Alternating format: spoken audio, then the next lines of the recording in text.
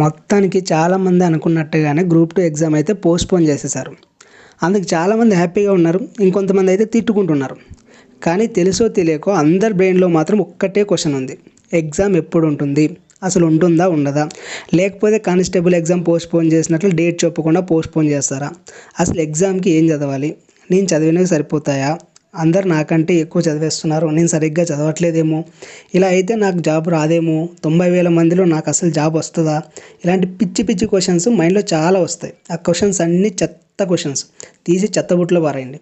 లేదంటే నీ బ్రెయినే చెత్తబుట్టలా తయారవుతుంది. అరే బ్రెయిన్ మొత్తం ఈ చెత్తతోనే నిండిపోతే అసలు నువ్వు సబ్జెక్ట్ ఏం చదువుతావు? ఏం నేర్చుకుంటావు? ఎగ్జామ్లో వెళ్ళి ఏం రాస్తావు? నిజమే 90,000 మంది కాంపిటీషన్లో ఉన్నారు. ఉన్నది మాత్రం 900 పోస్టులే. కానీ నీకు 900 పోస్టులు అవసరం లేదు కదా. నీకు కావాల్సింది ఒక్కటే, ఒక్క జాబ్ మాత్రమే. ఆ ఒక్క జాబ్ నీదే. నీకు 900 పోస్టులు కనపడడం లేదు. ఓన్లీ ఒక్క పోస్టే ఉంది. దాన్నే 90,000 మంది లాక్కోవడానికి వస్తున్నారు. భయం వేస్తుందా? వదిలేసి పారిపో. You are unfit. ధైర్యంగా చదివేవాడికి ఆ జాబ్ వస్తుంది. నీకెందుకు రావాలి? అసలు నువ్వు ఏం చేస్తున్నావు అని రావాలి. ఖాళీగా ఆలోచిస్తూ టైం వేస్ట్ చేస్తున్నందుకు వస్తుందా? ఎగ్జామ్ ఎప్పుడు ఉంటుందో అని భయపడితే వస్తుందా? ఆ డేట్ ఇచ్చినప్పుడు చదువుదాంలే అనుకునే నీ లేజీ బ్రెయిన్ చూసి జాబ్ ఎందుకు వస్తుంది? రాదు. నీకు జాబ్ రాదు. రాదంటే చూస్తూ కూర్చుంటావా? నీకు ధైర్యం లేదా? దమ్ము లేదా? సిగ్గు లేదా? నీ ఏజ్ ఎంత? నీ ఏజ్కి ఎవడైనా భయపడతాడా? నువ్వు నీ లైఫ్లో ఎన్ని ఎగ్జామ్స్ రాసావు? అవన్నీ పాస్ అయితేనే కదా ఈ స్టేజ్కి వచ్చావు. అవన్నీ చదవకుండానే పాస్ అయ్యావా? ప్రిలిమ్స్ 4 లక్షల మంది రాశారు. అందులో 3 లక్షల మంది నువ్వు ఆల్రెడీ ఓడించావు. నీకు అర్థం అవ్వట్లేదా? నీలో దమ్ము ఉంది, ధైర్యం ఉంది, చదవగలిగే కసి ఉంది. దాంతోపాటు భయం, లేజినెస్ అవి కూడా ఉన్నాయి. అవి తీసే ముందు ఎగ్జామ్ ఎప్పుడైనా ఉండని. నవంబర్లో ఉండని, రాద్దాం. నెక్స్ట్ ఇయర్ ఫిబ్రవరిలో ఉండని, రాద్దాం. నెక్స్ట్ ఇయర్ నవంబర్లో అయినా రాయాల్సిందే. నెక్స్ట్ మంత్ అయినా రాయాల్సిందే. ఎప్పుడు పెట్టినా ఎగ్జామ్ రాయాల్సిందే కదా. ఎగ్జామ్ రాయకుండా ఎవడేం జాబ్ వచ్చి ఇవ్వడు కదా. ఎగ్జామ్ రాయాలంటే చదవాలి కదా. మూసుకొని చదువు.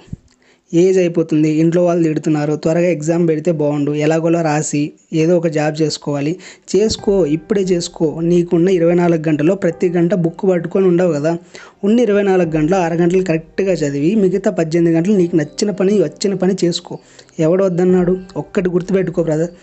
చదవాలనుకున్న వాడు సాకులు చెప్పుడు. పేరెంట్స్ వినరు, వైఫ్ అర్థం చేసుకోదు, హస్బెండ్ అరుస్తున్నాడు అంటే ఎవరికి కావాలి అవన్నీ? నువ్వేం స్కూల్ కిడ్ కాదు కదా భయపడడానికి.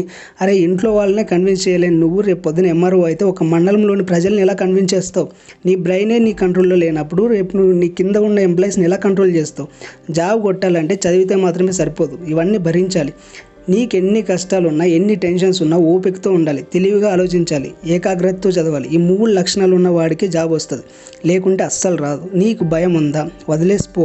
పోయి చక్కగా వేరే జాబ్ చూసుకొని చాలని జీతంతో నచ్చని లైఫ్తో ఇన్నాళ్ళు పడిన కష్టాన్ని, భరించిన బాధని, పడిన టెన్షన్ని, చదివిన చదువుని వదిలేసిపోయి నీకు నచ్చింది చేసుకో. ఆ 90,000లో ఎవడో ఒకటి కష్టపడి ఏకాగ్రతతో చదివి వాడికి ఆ జాబ్ వస్తుంది.